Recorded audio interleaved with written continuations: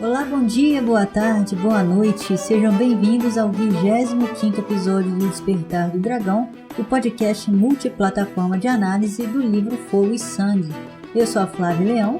E eu sou o Gesiel Bueno e esse é o melhor podcast desse Brasil. E hoje nós vamos falar sobre o 21º capítulo do livro, que tem como título Sob os Regentes, Guerra e Paz e Exposição de Gado.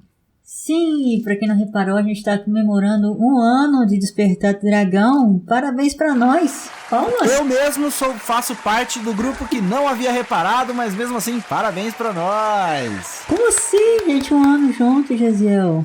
Eu sou desses, né? Eu sou desses, eu não tenho... Eu não sou bom com datas. Eu vou vivendo. Bom, não tá tão certinho isso também porque foi no 24º que a gente completou um ano, né? 24 episódios, 12 meses. Uhum. Mas que bom, tô muito feliz que a gente completou um ano. Nem parece, né? Nem parece, é tão gostoso fazer isso, né? Uhum. Mas bom, antes de a gente começar o episódio, eu lembro a vocês, como sempre, que vocês podem fazer contato com a gente através do nosso e-mail, contato@despertadodragão.com.br ou pelo nosso site, despertadodragão.com.br, através dos comentários ou do formulário, e também pelas nossas redes, Twitter, que é o @despertardragão, Instagram e Facebook, que são o Despertar do Dragão. E se vocês preferirem, vocês podem ouvir a gente pelo YouTube, pelo Spotify ou pelo Deezer, porque a gente é multiplataforma. É só digitar o Despertar do Dragão também. Vamos lá então, Gesiel Bueno, a sinopse, por favor. Uma mão ambiciosa e sem escrúpulos assume o poder em Porto Real e o nepotismo corre solto na corte de Aegon III. Para tentar reaver o comércio no Mar Estreito, Lord Pique junta uma frota para enfrentar as forças combinadas do pirata Rakhalil Hindun e Bravos, mas Alyn Velaryon toma uma iniciativa inesperada e ousada, tornando-se herói de guerra e sendo batizado com o apelido de Punho de Carvalho. A rainha de Jaehaera morre em condições controversas e Aegon é obrigado a escolher uma nova mulher para se casar. Em um baile oferecido com esse objetivo, o rei frustra as expectativas de Lord Pique ao escolher uma rainha diferente da que a mão esperava. Pois é, no último episódio a gente viu um momento bem tenso, bem complicado, que foi essa transição do reinado do Aegon II para o reinado do Aegon III, e também a gente discutiu sobre a febre de inverno, a doença que assolou o continente e matou milhares de pessoas, inclusive a mão do rei, o Tyrion Lannister.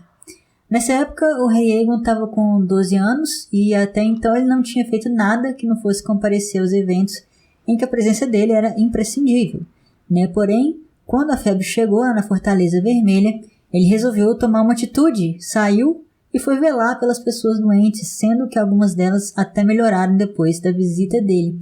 Interessante isso, né? Uma criança que era morta por dentro, reviver, ganhar vida com a proximidade da morte, né? Uma pulsão que só Freud explica.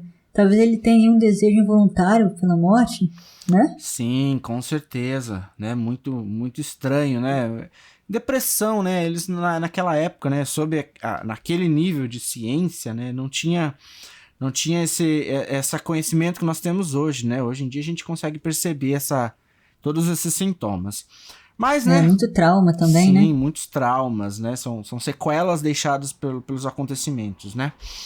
E continuando, depois da morte de Tyrion Lannister, o Aegon resolveu também que ele iria tomar algumas decisões importantes, como, por exemplo, nomear os substitutos de 2 dos guardas da Guarda Real dele que haviam morrido. Então ele concedeu o manto branco ao Sir Robin Massey e ao Sir Robert Darkling e tornou Massey o novo comandante. Ele também mandou chamar o Lord Thaddeus Rohan, aquele senhor que o Conselho Real queria que se casasse com a princesa Baela. O Aegon queria nomear ele a nova mão do rei, e não foi só isso. Ele queria que a Baela voltasse para a corte. Por isso, ele convocou o marido dela, o Alyn Velaryon, para ser o almirante real, como o Corlys Velaryon, o Serpente Marinha, havia sido antes dele. Exatamente, só que tudo ele fez sem consultar o conselho, o que não era de praxe, né, porque o Aegon ainda estava sob regência. E nesse momento, só 3 dos regentes estavam em Porto Real, o Lord Pique, o Lord Mutum e o grande mestre Muncum. O Lord Mutum ainda estava de cama, se recuperando da febre, e pediu que todo mundo esperasse para tomar qualquer decisão até que a Jane Arryn e o Lord Royce Caron, que eram os outros 2 membros do conselho que restavam e que estavam em seus respectivos castelos, tomando conta das terras deles, voltassem para a corte. Né? Mas o Lord Pique não quis nem saber.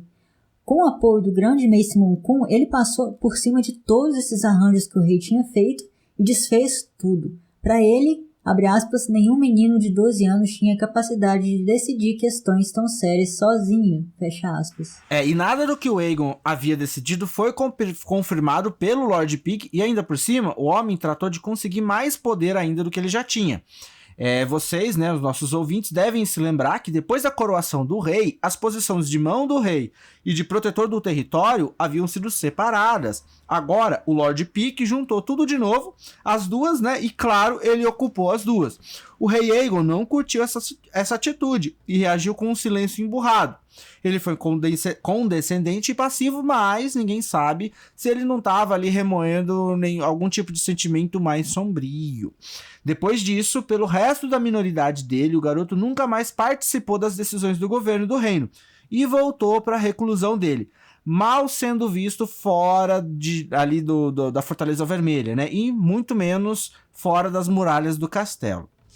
Isso, vamos falar agora sobre algumas curiosidades sobre a nova mão do rei, o Lord Owen Pique. A casa dele, né, a casa Pique, era uma das mais antigas da Campina e teve vários nomes importantes na história do Westeros. Foram os Pique, por exemplo, que mandaram a casa Manderly, que antes pertencia àquela região da Campina, para o exílio lá no norte. E eles foram conselheiros importantes dos antigos reis Gardener, que governavam aquela parte do Westeros antes da conquista. Mas, como vocês devem se lembrar, a casa Gardener foi extinta depois da batalha no Campo de Fogo, nas Guerras da Conquista, e o conquistador deu a senhoria da Campina para os Tyrell, os antigos intendentes reais. Exatamente, e a casa Tyrell não tinha nenhum laço com a casa Pique, e por isso, nenhum motivo para favorecer eles de qualquer maneira. Foi assim, então, que começou o lento declínio dos Pique, que, apesar de que nesse momento da história eles ainda possuíam algumas posses, não tinham uma posição forte entre os vassalos de Jardim de Cima. Tá aí o motivo, então, de a nova mão do rei, o Lord Anwin Pique, tá tão fascinado com o poder que ele conseguiu. Muito diferente do Thaddeus Rowan, que era um homem muito virtuoso, se a gente puder acreditar na descrição dele que a gente viu no episódio passado. Cara, daí a gente vê como o fato do Lord Pique ter passado por cima das decisões do Aegon era pura vaidade, né? Como se os nomes que ele indicou fossem um total absurdo. Tipo, a gente não conhece muito dos 2 cavaleiros que o Aegon nomeou para a Guarda Real, mas o Thaddeus Rohan, o próprio conselho admirava e sabia das qualidades dele. Tanto que eles cogitaram, né, o cara para ser o marido da princesa Baela, quando ela própria estava sendo cogitada para ser herdeira real. E o Ali Velaryon, tudo bem que ele era novinho, né? Só que eles esqueceram que esse menino, mesmo nessa idade, já era um guerreiro muito experiente e calejado de guerra, que há muito já liderava a frota Velaryon.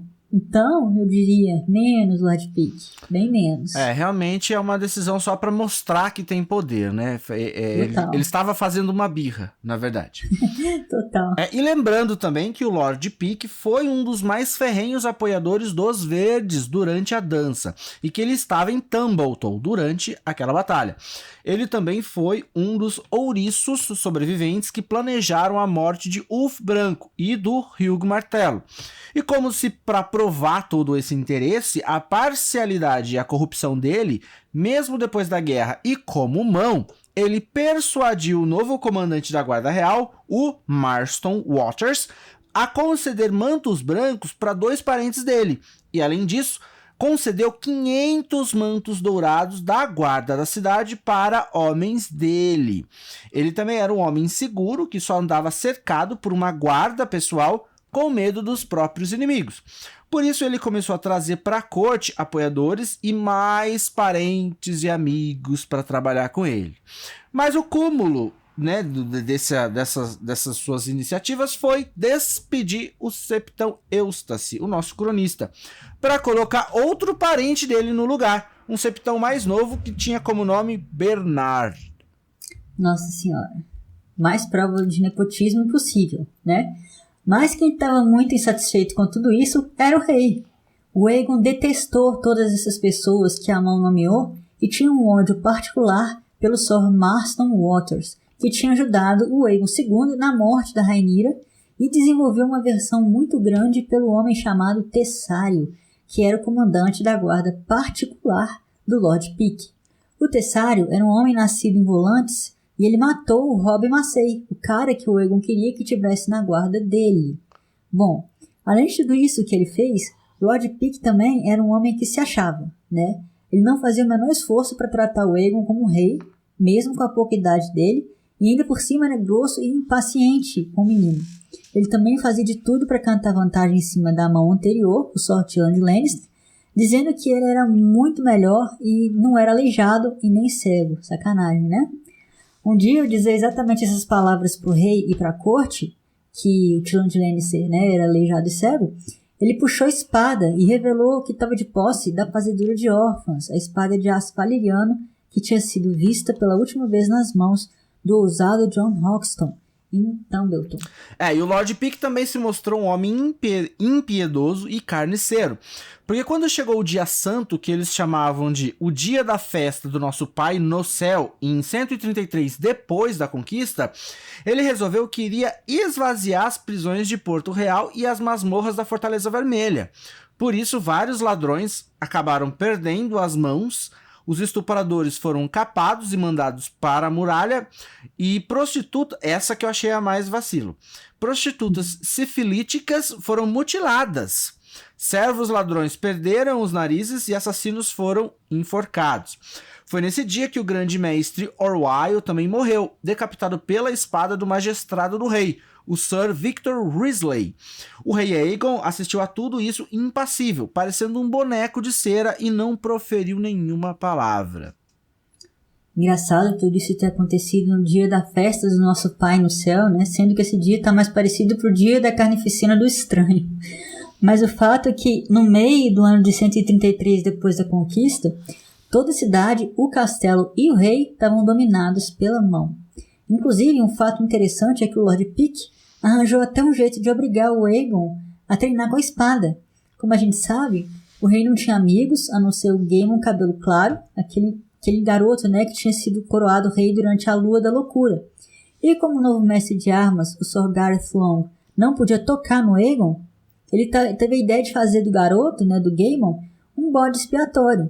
Então, se o Aegon não treinasse ou se recusasse a fazer a tarefa que o mestre mandava ele fazer, era o Gaemon quem sofria as consequências. Por isso, para poupar o único amigo, o rei treinava, treinava e treinava. E a febre de inverno havia passado, mas Westeros estava longe de estar em paz ou, né, em prosperidade. Fora das muralhas da Fortaleza Vermelha, o comércio havia piorado tanto que estava quase zerado. A guerra continuava no oeste, a fome e a febre tomavam conta de boa parte do norte e no sul. Os daneses começaram a ficar mais ousados e ainda mais problemáticos, o que era ruim para a Campina e para as Terras da Tempestade. Por isso, o Lord Pycelle decidiu que já era a hora de o Trono de Ferro mostrar o poder que tinha. Ele resolveu começar pelo mar, abrindo o mar estreito para o comércio novamente, porque nessa época, 8 dos 10 navios de guerra encomendados pelo Tyrion Lannister haviam ficado prontos. Como a gente sabe, a situação nos degraus, que ficava ali no sul, entre Dorne e Essos, era no mínimo caótica. Nessa região reinava uma confusão entre o Hakarion Hindun e as cidades de Tyrosh, Myr, Lys, Lorath e Bravos. Sim, mas só 8 navios de guerra e mais algumas cocas antigas, que cocas são outros tipos de embarcação, né, menores do que os navios, tudo isso não era suficiente para superar o Hakarion Hindun, e por isso o Lord Pycelle, eu adorei esse nome, vou falar Pycelle, precisava da ajuda de Deriva Marca, ou seja, da frota do Arlen Velaryon. Ele ainda teve a cara de pau de falar que o Arlen tinha que obedecer às ordens do comandante da frota real que ele tinha nomeado, mais um tio dele, um cara chamado Gedmund Pycelle, que era um guerreiro experiente. mas um marinheiro sem qualquer conhecimento. Mas mesmo assim o alien obedeceu. Para se juntar à frota real e à de Deriva Marca, chegaram mais navios de Tarth, e o Estrela da Tarde, o Lord Brindimere, chegou com a notícia de que o Hakalil, o Senhor do Mar de Bravos, e o Arconte de Tirosh tinham feito um acordo de que eles iam governar os degraus juntos e que só navios licenciados para comércio por Bravos e Tirosh podiam passar por ali. E essa nova aliança iria dificultar muito a tarefa da frota de Westeros. Tanto o Sir Gedmund Peake quanto o Alyn e o Estrela da Tarde sabiam que eles não eram páreo para as forças de Bravos. Por isso, o objetivo era eliminar o Hakalil Hryndun e os homens dele. Mas com as forças de Bravos e Tyrosh somadas às dele, o Hakalil era 3 vezes mais forte. Essa nova informação só fez aumentar ainda mais as diferenças entre o Alyn e o Sir Gedmund. E os dois homens se separaram irritados depois da reunião que eles tiveram. No dia seguinte, o Sir Gedmund foi informado de que o Lord Alyn havia sumido com a frota dele. E o comandante riu, achando que ele tinha voltado correndo com medo para Deriva Marca. Mas diferente do que ele pensava, o Alyn havia ido para o sul e não para o norte. Ele foi com o objetivo de enfrentar os inimigos sem a interferência daqueles homens inexperientes. E o Alyn pegou os Braavosi de surpresa e dominou a luta logo de início, tomando, queimando ou afundando os navios Braavosis antes que os inimigos sequer tivessem entendido direito o que estava acontecendo. Inclusive, o Alyn, que estava capitaneando o navio dele, chamado Rainha Rhaenys, fez uma manobra que ia fazer ele entrar para a história. Ele foi com tudo para cima do navio Braavosi principal, chamado Grande Desafio, e acertou a embarcação em cheio pela lateral. E, presta atenção na analogia, a pancada aconteceu como um grande punho de carvalho que destruiu completamente o navio inimigo. A vitória do Alyn foi completa. E ele ainda capturou várias outras embarcações inimigas, tomou uma grande quantidade de comida e ouro e fez vários reféns. Desse dia em diante, o Alyn Velaryon passaria a ser conhecido como Punho de Carvalho. E um detalhe interessante também foi que entre os espólios dessa guerra marítima, o Alyn também capturou um elefante que estava indo para o zoológico do Senhor do Mar de Bravos. Foi em cima das costas desse elefante que o Punho de Carvalho fez a sua entrada em Porto Real, onde ele foi recebido na Fortaleza Vermelha pelo próprio rei Aegon III. Mas já dentro do castelo a história foi outra. Quem estava sentado no trono de ferro não era o jovem rei, mas sim a mão, o Lord Anwin Peake, que olhou de cara feia para o garoto. Acontece que, por mais heróica que tivesse sido a atitude do Alyn, ele não pensou em um detalhe. Ele venceu a frota inimiga, mas ele não tomou os degraus, que continuavam nas mãos do pirata Hakalil Hryndun. O objetivo todo da coroa era acabar com o reinado do pirata, e os homens necessários para isso haviam ficado para trás, quando o Punho de Carvalho abandonou a frota real na costa de Tarth. Exatamente. E a investida do Alyn contra a frota Braavosi podia começar uma guerra totalmente insustentável contra Bravos, o que ninguém queria. Mesmo assim, a mão não se atreveu a fazer nenhum mal a ele, porque afinal ele era marido da meia-irmã do rei e era dono da fortuna dos Velaryon. Então, 7 dias depois, o Punho de Carvalho foi homenageado na Fortaleza Vermelha e foi armado cavaleiro pelo senhor comandante da Guarda Real, o Sir Marston Waters. Depois, o próprio Aegon perguntou se ele não queria servir no pequeno Conselho Real como mestre dos navios, e o Alyn aceitou. E foi aí que o jovem Lord Velaryon percebeu a armadilha e viu como ele devia aprender a temer as reações do Lord Anwin Peake. Como diz o Cogumelo, quando o Alyn aceitou o cargo de mestre dos navios, foi como se a mão tivesse fechado os dedos no pescoço dele. E isso foi porque a primeira missão que foi dada para ele foi dar um jeito na guerra lá no oeste contra os Homens de Ferro e o Lula Gigante Vermelha. Sendo assim, o Alyn Punho de Carvalho se viu obrigado a navegar pela extremidade sul de Westeros, que era uma região extremamente perigosa, para reconquistar Ilhabela e acabar com a ameaça do Lord Dalton Greyjoy. Para chegar lá, o Alyn teria que passar de novo pelos degraus, que, como o Lord Peake havia apontado, ainda estava lotado de inimigos que não seriam pegos de surpresa novamente. Depois, ele ia ter que atravessar a costa árida de Dorne, que podia cobrar um preço alto da frota Velaryon. E assim que ele chegasse lá no oeste, que era chamado de Terras do Poente, o Lula Gigante Vermelha ainda iria estar esperando por ele. Pois é, e a gente precisa lembrar que na pior das hipóteses, que seria o Alien perder, o poder da Casa Velaryon ia ser dizimado para sempre. Mas então, o Punho de Carvalho partiu para a missão dele, mas antes voltou para casa para reunir a frota e se despedir da mulher, a princesa Baela, que revelou para ele que estava grávida. Vocês devem se lembrar que o Lord Corlys Velaryon fez 9 viagens que deixaram ele famoso. O Alien Velaryon faria 6. Enquanto isso, Amon tratou de tentar amenizar as coisas com Bravos e enviou para lá o companheiro regente dele, o Manfred Multum, para negociar com o Senhor do Mar. E quando ele chegou em Bravos, o Manfred Multum ficou encantado com o lugar e descobriu que o Senhor do Mar já tinha substituído todos os navios que o Alien tinha fundado ou roubado. Bravos era uma das cidades livres mais ricas do Essos. Mas depois disso as negociações começaram, e em troca de uma indenização oferecida pela mão em nome do rei Aegon, o Senhor do Mar perdoou a atitude do Alien Velaryon e ainda aceitou dissolver a aliança com Tyrosh e romper todos os laços com o Racalho Rindum.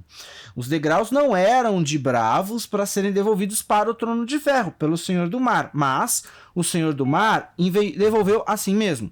Só que tudo isso exauriu de novo o cofre real, deixando o rei bem endividado.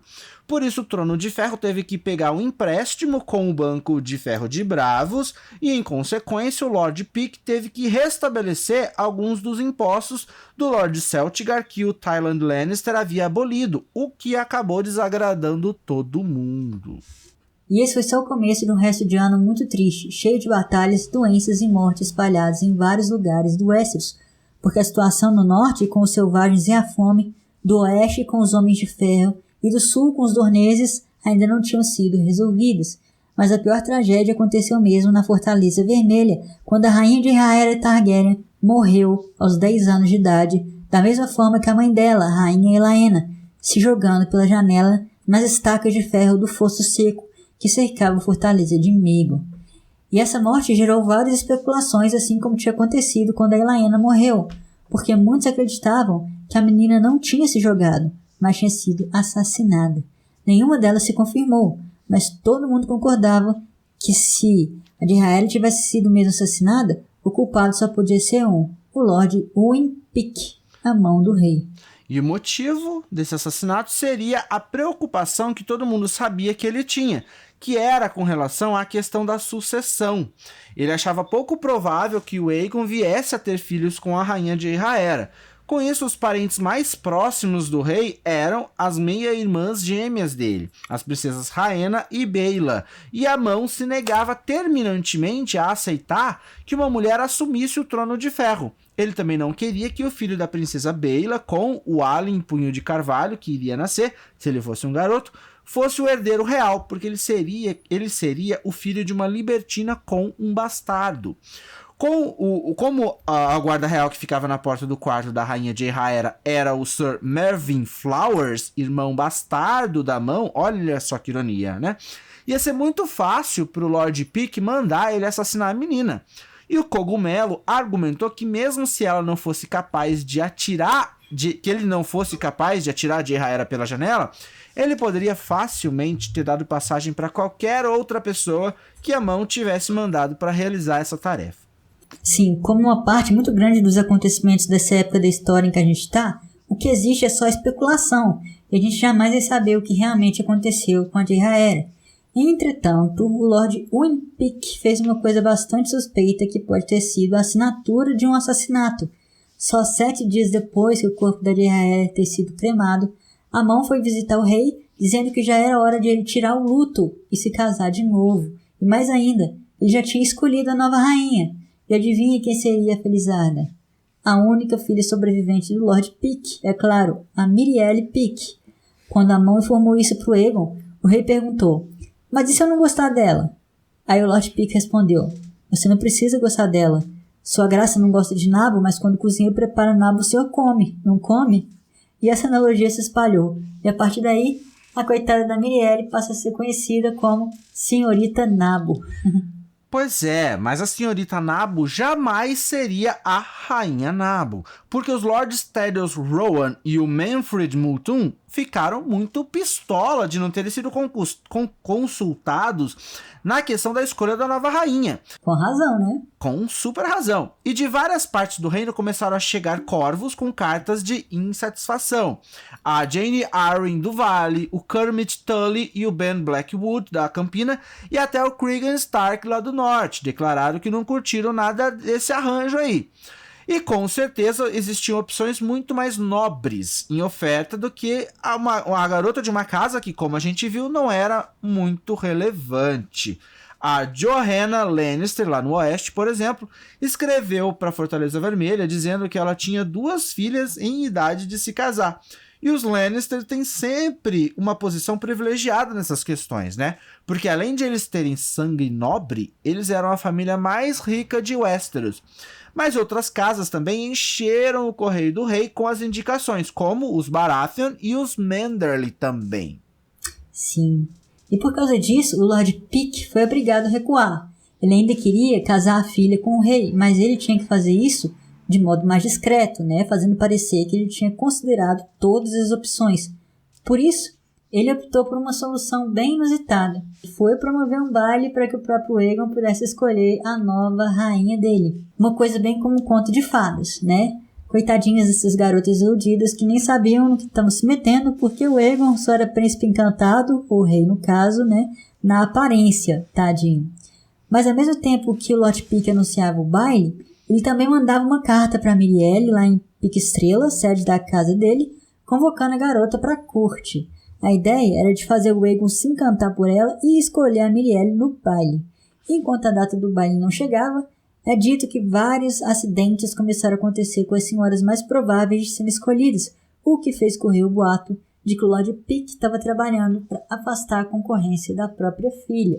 Exatamente, mas quando essa data finalmente se aproximou, mais de 1000 garotas com a idade de se casar se apresentaram na Fortaleza Vermelha.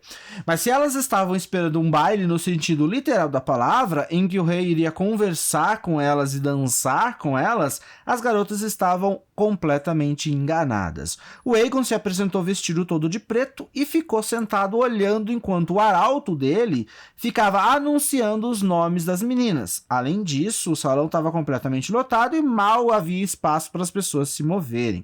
E a música, né? Havia música, mas ela mal dava para ser ouvida por conta das conversas, passos e outros ruídos, né? Tava um mercado de peixe ali dentro. Isso era justamente o que o Lord Pick queria, porque o rei começou a ficar irritado com tudo aquilo à medida que o tempo passava, e isso aumentava as chances de ele escolher a senhorita Nabo como a rainha. A Mirielle, que chegou em Porto Real um mês antes do baile, já tinha estado na companhia do Aegon algumas vezes antes, em encontros arranjados pelo pai. Pois é, que baile mais entediante, né? Eu também ficaria irritada no lugar do Aegon. Só que as coisas começaram a ficar agitadas quando as princesas gêmeas, a Rhaena e a Baela, chegaram mais pro fim do baile, montadas cada uma num cavalo preto, igual o Tywin Lannister fez em Game of Thrones, que foi uma cena, assim, memorável. Quando Marston Waters tentou impedir que as duas avançassem, as princesas, né, e exigiu que elas desmontassem, a Baela, que estava grávida com uma barriga enorme, simplesmente meteu o chicote de montaria na cara do homem e continuou. E quando o Lord Pick perguntou o que significava tudo aquilo, as duas irmãs ignoraram ele, simplesmente. Então a Rhaena virou pro irmão para anunciar que elas tinham trazido a nova rainha dele. Tratava-se da Daenerys Velaryon, não é Daenerys, galera, é Daenerys Velaryon. Ela tinha 6 anos e apareceu vestida de seda branca e pérolas. E ela era tão linda que tirava até o fôlego dos rapazes, segundo a descrição do livro. Além disso, ela tinha o sangue da antiga Valíria, e como o livro diz que ele corria forte nas veias dela, isso quer dizer que ela parecia uma Targaryen. Ou seja, os cabelos eram ouro prateado misturado com dourado, os olhos eram azuis e a pele muito branquinha. E realmente foi a ela que o Aegon escolheu como rainha no final desse baile, que ficou conhecido como Exposição de Gado do Dia da Donzela. Só eu que acho perturbador que tirava o fôlego dos rapazes uma menina de 6 anos. 6 anos, pois é. Mas, né, enfim, né, vamos continuar. O Lord Pique teve que aceitar num primeiro momento, mas no dia seguinte, na reunião do conselho, ele revelou toda a fúria que ele estava sentindo, dizendo que a escolha do rei ia contra todo o propósito deles, que era encontrar uma rainha que tivesse idade suficiente para gerar um filho. Como a Daenerys era muito novinha, anos iriam se passar antes que ele pudesse finalmente ter um bebê. Enquanto isso, a questão da sucessão iria continuar indefinida, mas o Lord Rowan e o restante do conselho não quiseram nem saber. Foi assim então que o noivado do rei Aegon III foi anunciado e o próprio casamento aconteceu no último dia de 133 depois da conquista. Foi um dia feliz para o reino quando todos estavam encantados com a Daenerys, tão alegre e diferente da depressiva Jeyraera emo. E só poucos repararam que atrás da liteira real, onde os noivos estavam desfilando, o Lord Anwin Pique exibia uma expressão extremamente sombria. E agora, quem poderá nos defender? São cenas do próximo episódio. Agora, Gisele, vamos para o nosso momento Valíria? Sim, uma coisa que eu gostei muito é que nesse capítulo nenhum dragão morreu. Ufa, né? Graças a Deus. Continuamos com os nossos 3 dragões divinos, a Asa Prata, o Roubo Ovelha e a Manhã. Então é isso, pessoal. Essa foi a nossa análise do 21º capítulo do livro sobre os regentes, guerra e paz e exposição de gado, em que vocês conheceram a segunda mão mais chata desde o Lorde Rogar Baratheon. Se vocês tiverem alguma dúvida ou pergunta ou quiserem comentar esse episódio, entre em contato com a gente pelo e-mail, pelo formulário do site ou pelas nossas redes. E não se esqueçam de espalhar nossa palavra por aí e recomendar nosso podcast, beleza, galera? Daqui a 15 dias a gente volta com mais o Despertar do Dragão pra vocês. Até lá, Valar do Raelis. Valar Morghulis.